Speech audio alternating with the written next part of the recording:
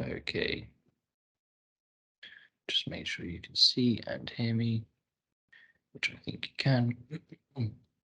Okay, so I'm going to talk a little bit about kind of top tips on how to present your submissions and maybe some things you should try and consider when kind of putting your drawings and photos and images all together. So as I said at the start, I'm Joshua. I'm an architect and a learning manager at the RIBA. You may be wondering what the RIBA is. So just to give you a brief overview, the RIBA stands for the Royal Institute of British Architects. And it's basically a professional body. So basically who kind of drive excellence and kind of push architecture out to the built environment and also to children and young people, which is kind of what my job at the RIBA is. So the RIBA kind of aims to provide various guides accessible to people like clients, which is kind of what you'll be kind of aiming to present to in a hypothetical way, and learning how to engage with architects and other things like that. So the RIBA Learning, which is kind of more my job and what I'm based with. So aim to deliver learning programs to children, kind of similar to what Jerry was talking about with Moby, teaching them about architecture, teaching them about structures, and just doing workshops to get children and young people engaged in architecture. Our program is kind of inspired by work of past members, current members, and it draws on millions of, I guess, artifacts that we have in storage, on show in exhibitions here at Portland Place, but also at other places around London. And kind of leading on to that, we currently have an exhibition on, which is the Long Life Low Energy exhibition, and it's been on for a little while now, but the last date that you can come and see it is the 29th of April, so about 9 days from now. But I feel like if you're in London, you're able to easily visit this exhibition. I think it will be really good because it relates quite well to the theme of this competition. So this exhibition kind of demonstrates how the principles of something called the circular economy can help create a more sustainable net zero architecture for the future. So there's kind of 3 sections which talks about, the first section talks about demolition and how we can kind of reuse demolished materials.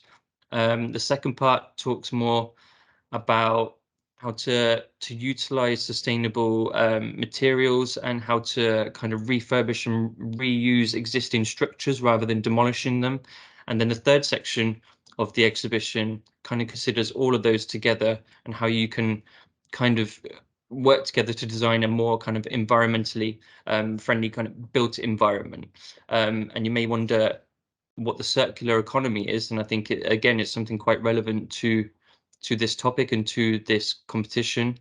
So the circular economy, sorry, aims to reduce material use, redesigns materials, repurposes them, as well as other products and services that are involved in kind of the architecture world, and recaptures waste as a resource and manufacture for new materials and products.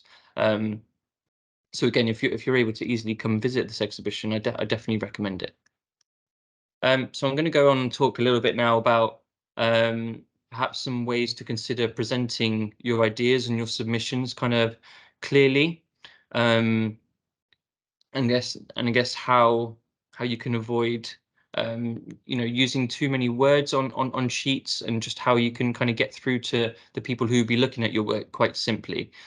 So a good place to start is considering how many sheets and how many presentation boards you're thinking of putting together. So almost think of it as like a storyboard for a cartoon or a magazine. So you want to kind of draw out how many boards you've got, and then think about the layout. So whether you're thinking about presenting 3 A1s, or you may want to do a small booklet of, I don't know, 5 or 6 sheets of A3, depending on what works for you. And then in that same context, then you can think about the layout in a more strategic form. So how you might place photographs and you might have some text underneath, or at what point you might have a key image and then some text or some diagrams following that. So I'll show you some examples. after this slide. So this slide just basically, I think, discusses what would be my top tips to try and do basically for your submissions, but also top tips of what to try and avoid. So starting from the top, it's important to use a plain, simple background. So obviously just a white background ideally to help let your images and your photographs really pop on your sheets or on your submissions. Try to avoid multicolored or green backgrounds or bright pink backgrounds and those kind of things, unless it really works for your submission, because otherwise that can kind of put the people reviewing the work off, or it can be quite harsh on the eyes almost. I think it's key to really try and avoid using too many words and too few images. If you've got one image on a page and then you've got the other 2/3 of the page, which is made up by words, it's going to be quite hard for the person looking at that work to really absorb everything that you're trying to present on that sheet. So I think what we've discussed is maybe if you feel like you need to really summarize your project in terms of the brief and how you're responding to it and who your client is and some particular design aspirations that you have, I think it's probably good to just maybe submit a single-sided piece of A4, or if you feel like you need more, then maybe two sides, but I try and stick to one side of A4, just purely with words on it, just explaining a bit more about your design. And then that means you can have less words on your main submission boards then basically, and make space for more key images, trying to sell your concept and your submissions. People are always more excited to see images and to view images rather than by trying to read lots of words, especially taking to account that there will be a lot of submissions to kind of get through with this. Too much text on slides won't help people remember it. Try and use, again, as many images as you can. And again, you can use images as cues. So each image kind of represents a concept that you want to talk about. And then next to that image, you might have some diagrams to help explain a kind of main bigger image. Again, we'll come on to some examples shortly so I can explain a little bit more about that. So what actually works well, and if you're able to, is using your images and your slides to tell a story. So if you have 3 or 4 different boards, it's good to try and start on your first board from the concept and the particular part site and probably why you've chosen that, and then leading through to your final design, rather than maybe starting on the front page with your big final polished final design and then trying to piece it together with the following slides. It's good to start from a concept almost and work towards your final design basically. So you're trying to tell a story throughout. And essentially in big bold letters there, keep it simple really. Try not to overdo it, try not to put too much on a page, because it can just be a bit much on the eye sometimes. So we'll discuss a few examples now. So these are some pages that I did in my undergraduate course when I first came to university. And I think there are kind of 2 lessons to be learned here. I would say that there's probably too much text on this page. But I think the arrangement of the diagrams works well. So you can see this was a first kind of page to a competition entry, and you can see how the diagrams are really trying to tell a story, how I've come up with the concept. And then the other images and photographs are kind of placed nicely and orderly to tell the rest of the story. Again, I think there's probably too much text on this, so I wouldn't consider this in terms of the text for something to take away, but particularly in terms of the arrangement of the diagrams and trying to tell a story, I think it does well there. Another thing to maybe think about is using a theme throughout, and whether you just want to use a single color. So here you can see basically used orange and purple just for different headings, and just to help the presentation stand out really. I definitely wouldn't use more than 2 colors, and if you can, maybe just try and stick to at least one alternative color to the black text, just to help certain parts of your submission kind of pop and stand out.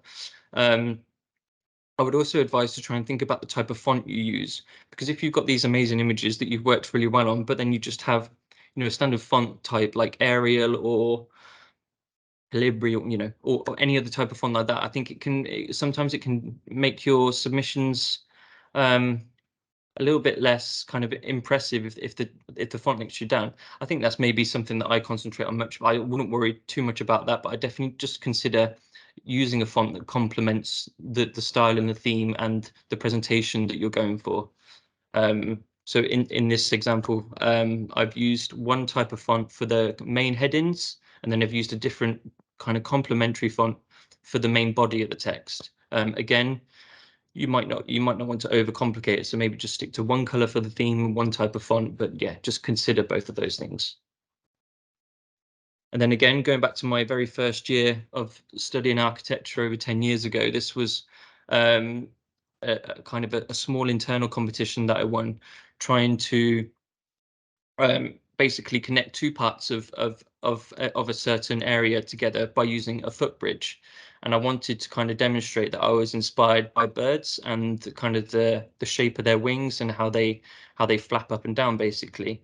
So what I've done here is I've got my main kind of image or plan to the top right hand side of the corner, but then I've tried to tell and use the concept of the story of how I've come to that with the kind of concept sketches below. And then in the top left hand corner, I've used a photograph of the model in situ. And there is a small bit of text on here, I think enough that it really tells the reader more about the project and where it's come from. But I think on this particular image, I think the placement of the images kind of do the talking for you. Again, this was very kind of early doors for me, so I don't think I was thinking about too much about font and themes at this point in time. But as I kind of progressed a little bit more, you can see that was something that was more considered. So again, this was something from a similar time, and it kind of relates back to the two previous slides in the sense that you've got your main kind of floor plan or your main image of some degree in one corner or one placement, and then you've got diagrams below or to the side of it to help really explain what that key drawing is doing, rather than using words, you're using diagrams to explain how a floor plan works or how a particular image works. And then you've got strategically placed smaller diagrams around the kind of the main image to help tell that story. And again, started to introduce different colors for different areas of the design to help make it stand out a little bit more, but also to explain different parts of the design. So you can see that, blue, green, and they kind of relate to the kind of more strategic diagrams to the right hand side. Here's another one, which kind of shows how you might use photographs on one of your submission pages. So you've got like a key, basically diagram or image to the right hand side, or you could have it on left hand side, the top, bottom, it doesn't really matter. But then you've got your organized photos of your model, so you can see how the model relates directly to the more diagrammatic or main image. Because I don't know, it's not such a bad thing if you just had your photographs on one sheet, that's fine. But I think what works well is having images with that, so you can see how they're directly related to each other. So here's a more so this was done in my master's, so you can see, I guess, the skills kind of I've gotten better over time, and you can see that I've tried to really, I think with this one in particular, I've tried to keep it really simple. So you've got a main image, which is the part in the middle, and then again you've got strategically placed pictures and diagrams to help really tell the story of that main image. Diagrams are super important at trying to tell the story of a particular image or project and trying to use less words. I think on this one, there's a clear title, so you understand what it is, and a small body of text.